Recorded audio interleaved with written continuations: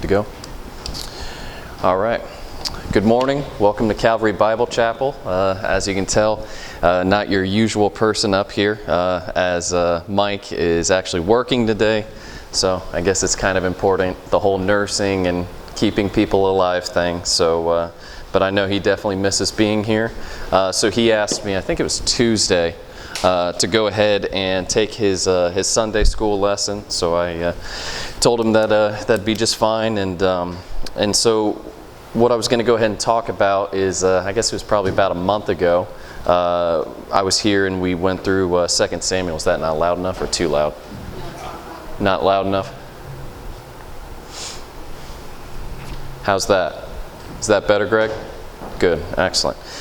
So what we did is we went through 2 Samuel 11 and 12, talking about David's great sin, where he basically coveted Bathsheba, and then the story that followed. So what I thought we would do is we would do a review, kind of a quick review, maybe not too quick, because there are some aspects of it that I would definitely like to cover. Basically, what we'll be doing is kind of going over some of the similarities between what happened with David and his sin with Bathsheba, and obviously with Uriah, and going forward from there, and then some of the similarities after he was told that his family would always be under the sword, some of the similarities between the story of Amnon and Tamar, and going through, and Absalom as well, going through that story.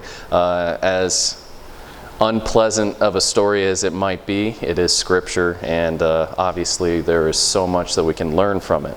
But as I mentioned last time, we talked about a little bit more. It was about God's grace and His mercy when we do sin, how He is so gracious and merciful to us. But at the same time, that doesn't mean that we are without consequences. There are always, well, maybe I should say, there are usually, most of the time, there are consequences going forward, even though God has forgiven us. And I should put my phone out so I have the time.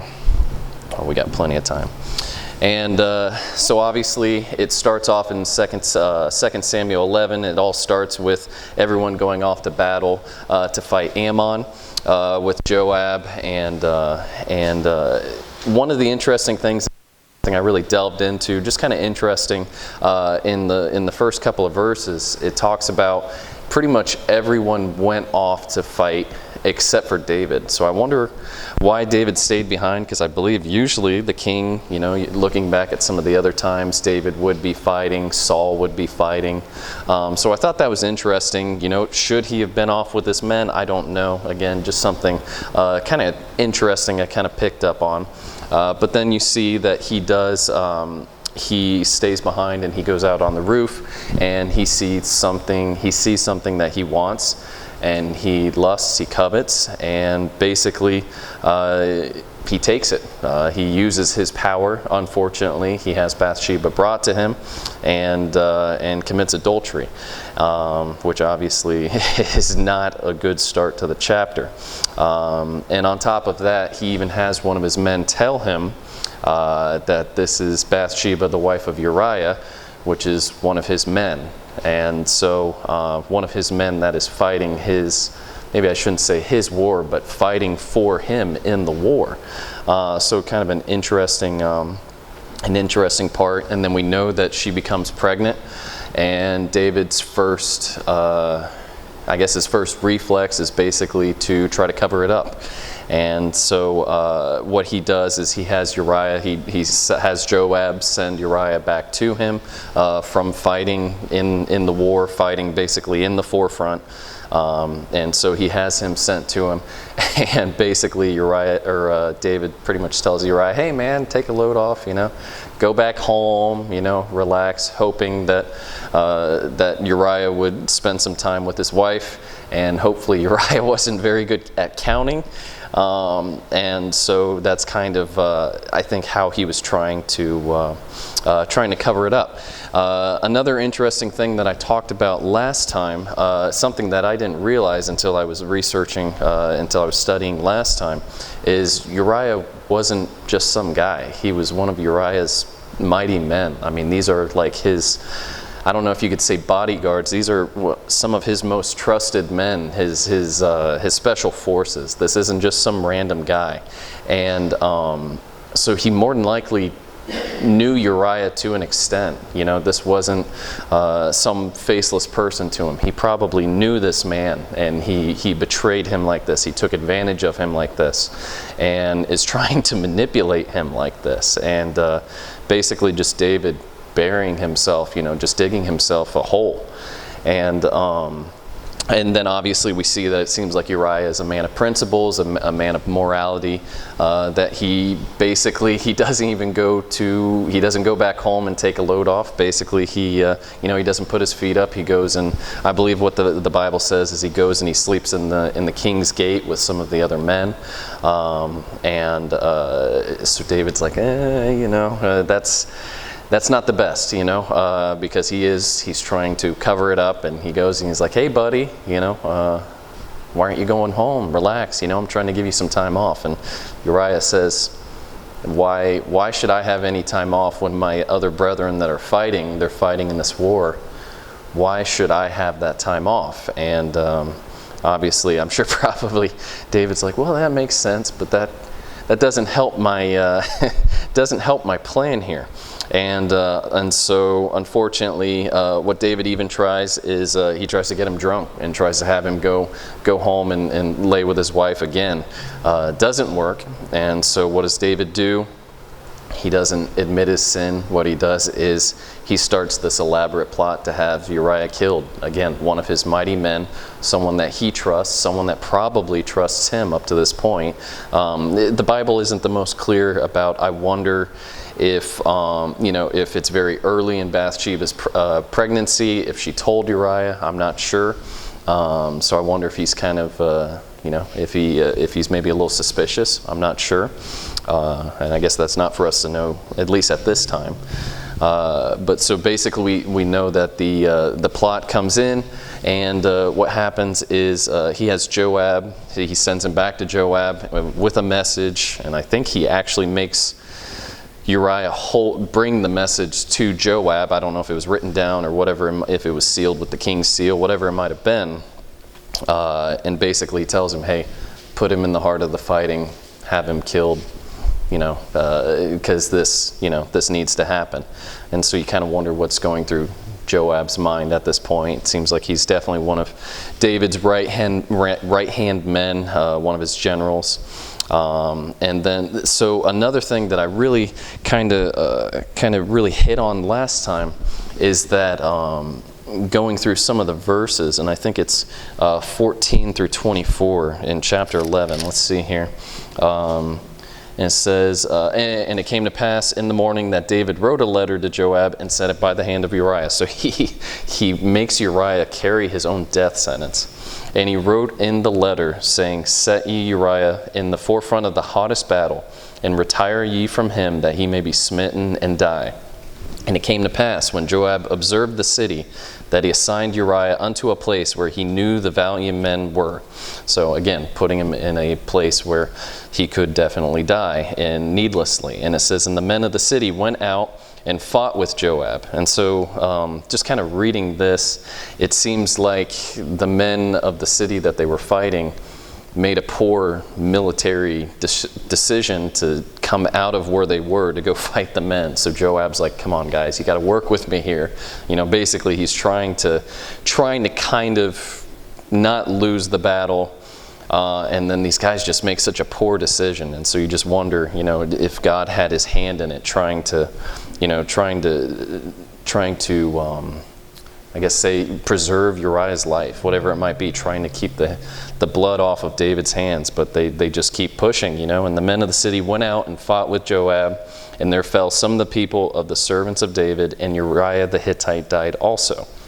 Then Joab sent and told David all the things concerning the war, and charged the messenger, so the messenger he would send to David, saying, when thou hast made an end of telling the matters of the war unto the king, and if so be that the king's wrath arise, and he say unto thee, wherefore approached ye so nigh unto the city?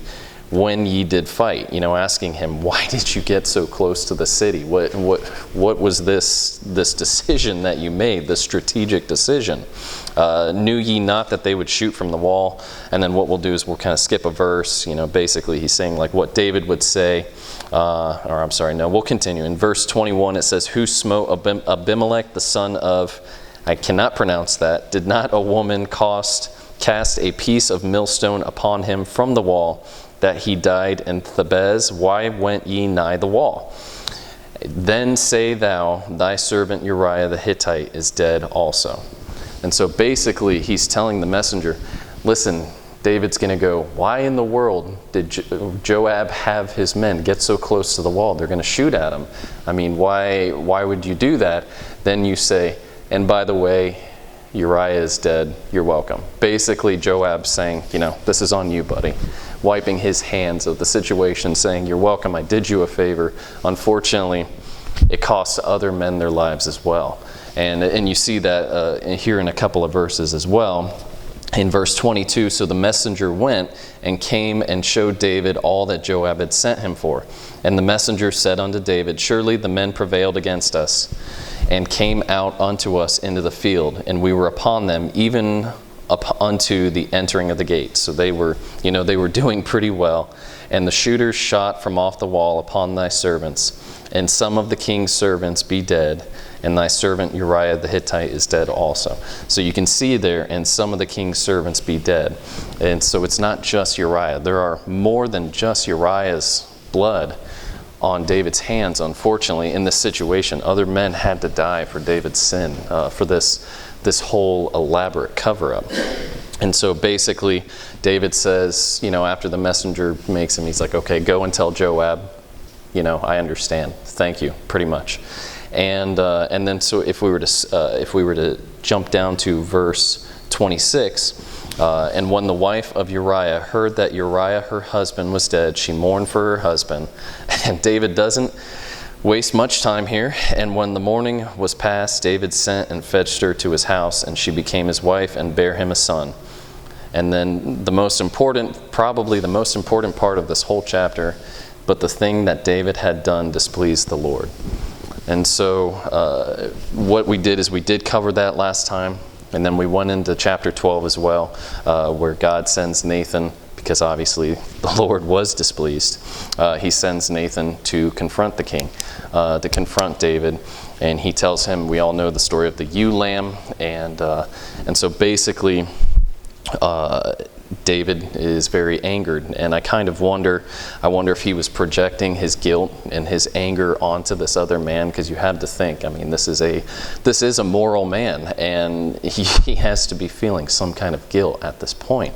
And so you wonder if this is him projecting his guilt onto the other man, or was he just literally, was he just that delusional enough that he didn't pick up on it. I kind of wonder that. Again, that is just kind of more thinking, more of speculation.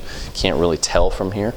But then pretty much the most important part of that story probably, I cannot imagine how much this must have hit King David like a sack of bricks. In verse 7, after he goes through this whole rant about how the man shall surely die, and then we see in verse 7 of chapter 12, and Nathan said to David, thou art the man. And just what that must have felt like for David to hear, and I'm sure at some point probably some of that guilt was lifted to have it out in the open, but just what that must have felt like that's how you feel, buddy? Guess what? That's you. And I can't even imagine. Again, he is, obviously this is a horrible and an awful story of him using his power and manipulating people. But still, he is a moral man, and so you have to think that he did feel this. And obviously, we go on further. Nathan then tells him that God would have given him anything if he would have just asked. It's like 3 verses long of, man, I have given you everything. If you would have just asked, I would give you whatever you want. You have all these wives, you have all this land, you have this and that. And why did you have to go and take that? And And then basically in verses 9 through 12, he tells David that the sword would not depart from his house, that he would have his wives taken from him like Uriah. Actually, we'll read that just really quick here in chapter 12 in verses 9 through 12. Wherefore hast thou despised the commandment of the Lord to do evil in his sight? Thou hast killed Uriah the Hittite with the sword, and hast taken his wife to be thy wife, and hast slain him with the sword of the children of Ammon. Now therefore the sword shall never depart from thine house, because thou hast despised me, and hast taken the wife of Uriah the Hittite to be thy wife. Thus saith the Lord, Behold, I will raise up evil against thee out of thine own house, and I will take thy wives before thine eyes, and give them unto thy neighbor, and he shall lie with thy wives in the sight of the sun. For thou didst it secretly, but I will do this thing before all Israel and before the sun. And so obviously he does tell him, listen, these are the consequences. This is what is going to happen. You want to take another man's wife, and you want to hurt another man. You want to cause this dysfunction in his family. As long as you live and past that, there's going to be never-ending dysfunction in your family, and just what that must feel like to hear from him. And then, again, I've said it multiple times, David is a moral man, and how does he respond? He responds very well, I believe, in verse 13. And David said unto Nathan, I have sinned against the Lord. And Nathan said unto David, The Lord also hath put away thy sin.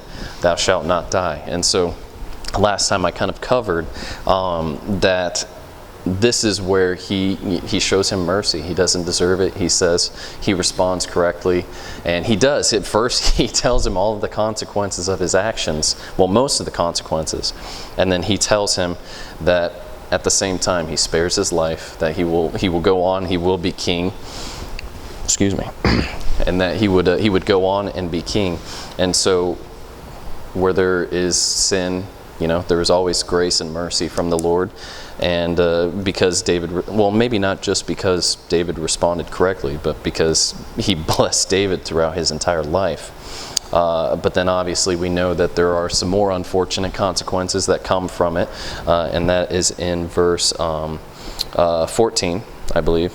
Yes. Howbeit, because by this deed thou hast given great occasion to the enemies of the Lord to blaspheme, the child also that is born unto thee shall surely die. And so we see that Bathsheba, the child that she's carrying, that it's going to die. And so he has that looming over him as well. And so he has a lot to, it's a large pill to swallow, to have to take from this entire situation. And then we have the story of the child being sick and dying. And recently I just remember hearing it at Alice's funeral, and what a blessing that was to hear that story. That basically the child immediately, he's sick. Well, after Bathsheba gives birth to him, he's sick. And David pretty much stops eating, stops bathing, and while he's sick, and then when he hears that some of his servants, when he hears them talking, and he asks if the child is passed, the child does pass, and he goes and he washes himself, he worships, he prays, he eats, and they kind of wonder, they're like, where did this come from? Now that you know that the child is dead. And then he says, listen, he's not suffering anymore. There was the possibility maybe God would spare him, and so he had to kind of live with that, hey, maybe, and so he was probably just sick, just absolutely sick to his stomach, not wanting to eat. And then he knows, we go on to see that he says, I don't want him to come back to me, I'm going to go to him one day. And just what a blessing that is, that I'm going to be able to spend time with him. He's not hurting anymore. And obviously, again, we see that despite all of these actions, still a very godly and moral man that understood, that loved God and understood. And then, so we see in chapter 12 of 24 and 25, we see again, we see God's grace through this situation. We see, and David comforted Bathsheba his wife, and went in unto her, and lay with her, and she bare a son, and he called his name Solomon. And then just an amazing phrase after that, and the Lord loved him. I mean, literally, he is born. And out of this entire situation, this woman that he stole from another man, and this child that comes out of it, Solomon, and the Lord loved him. And just what a blessing that is. And in verse 25 it says, "And he sent by the hand of Nathan the prophet, and he called his name Jedediah because of the Lord." And so again, and I have it here, I see, and the Lord loved him, and we know that Solomon went on to become the king later, was a very wise king for the most part. Obviously, there were some things at the end of his life, and maybe some questionable relationships with women during his lifetime, and obviously God kind of winked at that. They did not have the same light that we do now, but he was a very wise king for the most part, built the temple, God loved him, and things like that. And it makes me think of Romans 5:20, where sin did abound, grace did much more abound. And just so, what a blessing that is. But that didn't take too long. That was pretty much a review with a little bit of what we're going to be talking about now, and we'll see how far we get. But obviously, good things happen with Solomon being born, but again, there are still God's consequences. There are all these promises and this, I guess you could say, prophecy that God told him. He's like, listen, this is what's going to happen. And so what we'll do is we're going to move into 2 Samuel 13. And again, like I said, this is just a lot of awful content in this chapter, but we know it's scripture, and there's a lot that we can learn from it, and especially what we can gain from what happens here in regards to the previous 2 chapters. And so again, we remember that it says the sword would never leave David's family, that there was going to be a lot of dysfunction. And so what we're going to do is we're just going to start in chapter 13 and verse 1. And it came to pass after this that Absalom, the son of David, had a fair sister, whose name was Tamar. And Amnon, the son of David, loved her. And Amnon was so vexed that he fell sick for his sister Tamar, for she was a virgin, and Amnon thought it hard for him to do anything to her. And so already just the first 2 verses, pretty awful, to be honest. What we learn, and I think it's in 2 Samuel 3, chapter 3, verse 2, we find out that Amnon is actually David's firstborn son. And so this is his, in that culture back then, that firstborn son is so important. And usually they would get quite a bit of the birthright and things like that going forward. Excuse me. But again, there was a lot of emphasis put on that firstborn son. And right off the bat, David's firstborn son is lusting after his half-sister and thinks he's in love with her and wants to have her. And so we already see some of that, this dysfunction starting to come in. We already see comparisons from the previous 2 chapters. We see comparisons of David and Bathsheba here. David and Amnon both saw something that they wanted, and basically made them sick, that they wanted it so bad. And obviously the situation with Amnon is quite a bit worse, but again, we start to see that. And then another kind of comparison that we see, well, actually, we'll read here in verse 3. But Amnon had a friend whose name was Jonadab, the son of Shimeah, David's brother. And Jonadab was a very subtle man. What a thing to be called in the Bible. He was a very subtle man. And he said unto him, Why art thou, being the king's son, lean from day to day? Wilt thou not tell me? And Amnon said unto him, I love Tamar, my brother Absalom's sister.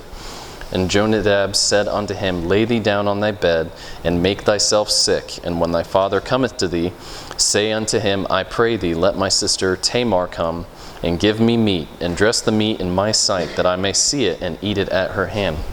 So again, we start to see comparisons.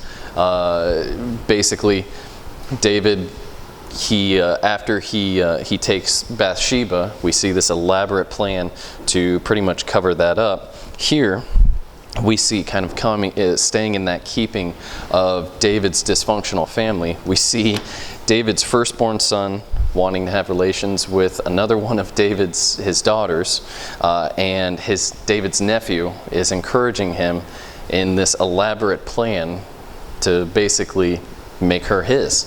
And so again, you're seeing comparisons to chapters 11 and 12. Obviously, again, not quite as, definitely a lot harder to read in this chapter. But again, seeing comparisons here. And so we see that he comes up with the plan. And then we kind of skip over we'll kind of skip over a little bit that Amnon basically does exactly what Jonadab encouraged him to do. He has, he makes himself sick, and so he goes into his room, basically David goes in, he's like, what's wrong? And he says, I'm just not feeling well, have Tamar, come in and cook me food. And so what we do is we go down to verse 11. Actually, let's start in verse 10. And Amnon said unto Tamar, bring the meat into the chamber, that I may eat of thine hand. And Tamar took the cakes which she had made, and brought them into the chamber to Amnon her brother. And when she had brought them unto him to eat, he took hold of her, and said unto her, come lie with me, my sister. And she answered him, nay, my brother, do not force me, for no such thing ought to be done in Israel. Do not thou this folly, and I, whither shall I cause my shame to go? And as for thee, thou shalt be as one of the fools in Israel. Now therefore, I pray thee, speak unto the king, for he will not withhold me from thee. Howbeit he would not hearken unto her voice, but being stronger than she, forced her and lay with her. And so obviously, unfortunately, we see that Amnon rapes his half-sister, and just what a horrible, awful thing to happen. And again, we see similarities to the other story. We see that Tamar says, don't do this, at least not like this, because the king won't deny me from you. You can have whatever you want, just not now, not like this. This is against the law. This is wrong. She speaks up, and she has a lot of discernment, and she tells him, your dad will give you whatever you want. And still, he just basically he doesn't care, and so he forces her. And then so we go into verses 15 through 19. And then Amnon hated her exceedingly, so that the hatred wherewith he hated her was greater than the love wherewith he had loved her. And Amnon said unto her, arise, be gone. And she said unto him, there is no cause. This evil in sending me away is greater than the other that thou didst unto me. But he would not hearken unto her. Then he called his servants that ministered unto him, and said, put now this woman out from me, and bolt the door after her. Just lock her out, get her out of here. He was so sick with guilt. Then he called his servants that ministered unto him, and said, put now this woman out from me, and bolt the door after her. And she had a garment of divers colors upon her, for with such robes were the king's daughters that were virgins apparelled. Then his servant brought her out, and bolted the door after her. And Tamar put ashes on her head, and rent her garment of divers colors that was on her, and laid her hand on her head, and went on crying. And so we see, again, kind of the same thing. I think David was feeling a lot of guilt, and you see Amnon, he is disgusted with himself, and he feels guilt and hates her more than he even originally loved her, and I put that in quotes. And Tamar says that this is even worse than what you did to me before. Don't just send me away and leave me. And obviously, she's more than likely ashamed, as a lot of women that that face this thing. I'm sure that there's a lot of shame, even though it is not their fault. But just what she must have been feeling at this point. And obviously, we see that she is grieving this horrendous thing that was done to her, even though she did try to stop it.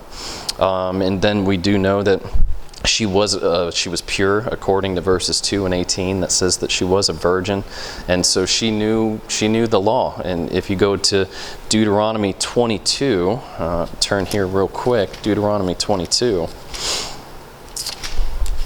as we're running out of time. 22 verses 28 and 29, if a man find a damsel that is a virgin, which is not betrothed, and lay hold on her, and lie with her, and they be found, then the man that lay with her shall give unto the damsel's father 50 shekels of silver, and she shall be his wife. Because he hath humbled her, he may not put her away all his days. A man shall not take his father's wife, nor discover his father's skirt. So basically, what it's saying is that a man rapes a virgin, he was to marry her. He was to make atonement, and he was to marry her. She knew the law. She tells him, don't just send me away to be this desolate, this woman that has just had this taken from her. Don't do this. This is even worse than the initial act, is what she's saying. And obviously, again, the way that she reacts to this, she seems like she knows the law. A very moral young woman that just is trying to, originally was just trying to make her brother feel better. Try to cook him some food that he might feel better. And so obviously, just a horrible, horrible circumstance. And so what happens as we go back to 2 Samuel 13, we see in verses 20, and I think we'll go through 22, and Absalom, her brother, said unto her, hath Amnon thy brother been with thee? Because he saw that she was grieving, putting the ashes on her head. But hold now thy peace, my sister. He is thy brother. Regard not this thing. So Tamar remained desolate in her brother Absalom's house. But when King David heard of all these things, he was very wroth. And Absalom spake unto his brother Amnon, neither good nor bad. For Absalom hated Amnon, because he had forced his sister Tamar. And so we see basically that Absalom tries to comfort his sister because of this horrible thing that was done to her, which is good. Obviously, we can tell that he's very angry. The interesting thing, and again, more just kind of thinking, more speculation, David hears this and he is very angry, but he does nothing. It doesn't say he does anything, which is very interesting. And so in my head, when he hears this, obviously he's very angry, but in the back of his head, he has that looming over him, that Nathan telling him through God, or God through Nathan telling him, listen, your family is going to be under the sword. And so maybe it was out of fear, trying to keep any kind of conflict away, because he knew God wouldn't lie to him. He knew that horrible things were coming. Obviously, horrible things had already happened in this to his family. Another similarity in the story is that Tamar and Bathsheba, they're not given much dialogue. Mostly both women, it talks about their mourning after these horrible things that were put on them by the men in their lives. But obviously, it's not really, there's not a lot that's said about it. Obviously, both of these women had some horrible things happen to them, things that they couldn't control.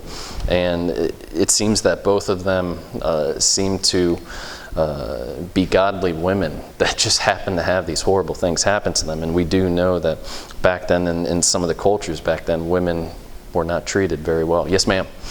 You may have already addressed this, but I was thinking of a difference between the two stories. David did what he wanted to do. He didn't seek counsel. He just patched his plan. I think most of his advisors were at war. So he didn't have anybody to talk with him. He chose not to. Here, apparently it was well known, Absalom must have had an idea that Amnon was pining for his sister. And Amnon takes counsel, horrible counsel, from his friend. So his cousin. Potentially his emotions were overruling his reason. And that's a dangerous position to be in. It's very true. And so he's hearing something that in any other situation he probably would have been horrified by. But it lined up with his bias. It lined up with what he wanted to do. And he looked at this as a solution instead of going to his father and saying, look, I love my half-sister. Can I marry her? Yeah. Which apparently was an option. Yeah, back then apparently.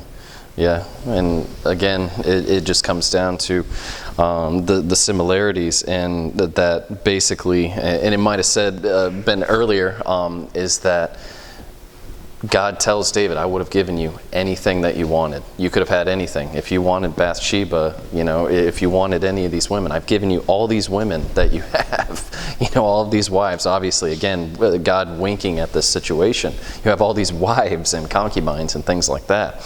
And just both of them could have had anything that they had, but they had to take it for themselves. They had to use their power to take it instead of actually going about it the right way, even though both of them, if they would have gone about it the right way, it still wouldn't have been the right thing, but they could have at least gone about it the right way.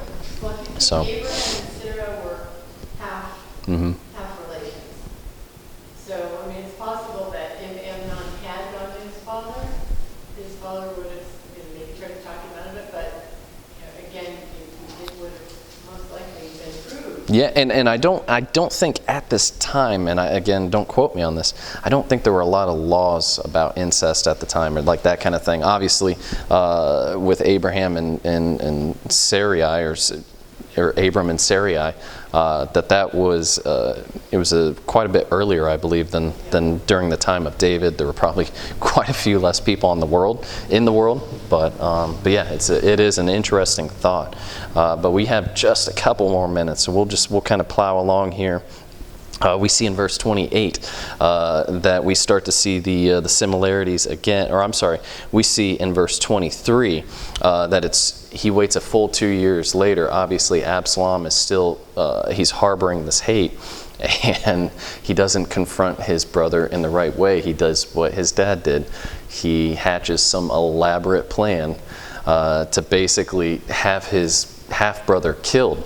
And another kind of interesting thing is Absalom goes to the king. He's like, hey, yeah, we're going to kind of go on a vacation. Amnon should come with us. And I think in like verse 26, David's like, why should Amnon go with you? And so he's probably he's suspicious, like, here it comes, more of this, what's going to happen in my family. But again, he does nothing. And you wonder if it's the fear of what is looming over his head, what God has told him. And then so we see that basically all of the king's sons, they go on a quote-unquote vacation, they go out, and so again, another similarity, Absalom gets Amnon drunk, again like David tried to get Uriah drunk to cover up the situation. And when they do, Absalom basically has his servants murder his half-brother. And so we see that, excuse me, and so what we see is that Amnon is killed by Absalom's servants, and I think it's verse 29, and the servants of Absalom did unto Amnon as Absalom had commanded. And then all the king's sons arose, and every man gat him up on his mule and fled. So obviously, it kind of makes you wonder, one, if they knew about the situation, which you would think they did, or was Absalom already starting to show these cracks that we see later on in his life, that they're like, holy cow, he's going to try to, he's going to come after all of us. And so they all flee. And then there's kind of a little bit of I guess you could say, misinformation that's told to David. At first he thinks that all of his sons are dead, and but another person, and I think it's actually Jonadab, which was already a part of this horrible story, is the one that said, in verse 32, and Jonadab the son of Shimeah, David's brother, answered and said, let not my lord suppose that they have slain all the young men, the king's sons, for Amnon only is dead. For by the appointment of Absalom this hath been determined from the day that he forced his sister Tamar. And so basically, again, David is told, your son is dead, your firstborn son is dead, and he was killed by another one of your sons for raping one of your daughters. And also, by the way, I'm your nephew, and I helped in the raping of one of your daughters. And so obviously, again, David is just made aware of this horrible dysfunction that was going to go on through his family. And so I just have to very quickly kind of go through here. We see that Absalom fled in verse 34, and that David mourned his son in verses 33 and 39, and it says that David wanted to go to Absalom. He missed him. He's still his son. Obviously, he did this thing. David probably kind of understood why he did it, even though it wasn't right. He probably understood why Absalom did it, but obviously that is his son. He still loves him. He did mourn for Amnon as well. I mean, that is his firstborn son. We go on to see that David and Absalom's relationship doesn't really improve that much. Joab has Absalom brought back because David does miss him, and David mostly forgives him, Absalom, in 2 Samuel 14. Just a chapter later, Absalom goes on to start a rebellion in 15, and David is made to flee Jerusalem. The dysfunction, just continues. His family under the knife. He has to basically flee his own capital as king because of his son coming back. And then Absalom then enters Jerusalem in chapter 16 and verses 21 and 22. I won't read it just because we don't have the time. But basically God's prophecy of David's neighbor lying with his wives and concubines comes to pass in front of all of Israel. It wasn't just his neighbor, it was his son. And so again, you just see this just horrible continuation that happens. And I believe, and obviously these people that did these things, they made their own decisions. Amnon, Absalom, and Jonadab, they made these decisions, but at the same time, this is still a consequence that David was told because of his sin back in chapters 11 and 12. And so we see that happens. Absalom is then killed in chapter 18 by the man that helped murder Uriah originally, and so by Joab. And so again, just all of these, it's like, how to put it, it's not a biblical term, but it's almost like it's poetic, it's like something you would read in like a Shakespearean story, just all of these things and how they just fold in. And obviously Shakespeare would have probably gotten things like that from scripture. But anyway, Absalom is killed. And so in the end, 3 of David's sons are killed. Obviously, well, maybe I shouldn't say 3 are killed. The one is struck ill, the one with Bathsheba, he dies. David's firstborn, Amnon, his firstborn son, and then also Absalom, his daughter is raped by his firstborn son with the help of his nephew. So again, just his family constantly being under the knife. Lots of consequences. But at the same time, again, where sin did abound, grace did much more abound. We know that David's son still, we have Solomon. He goes on to become king, goes on to be a very good king, again, for the most part, up until the end. Builds the temple. He has that incredible blessing that he gets to do that. He was known as one of the wisest men who ever lived. He was given wisdom directly from God, and so his line continues. We know that that David was in the line of Christ. All of these mercies and this grace that is shown to him, despite this horrible atrocities that happen in his family, and it's just such an encouraging thing. And then just basically in close, one that I know that our pastor, a chapter that he references quite a bit, is Psalm 136. Is we know that his mercy endureth forever. And so, Greg, do you mind closing us in prayer?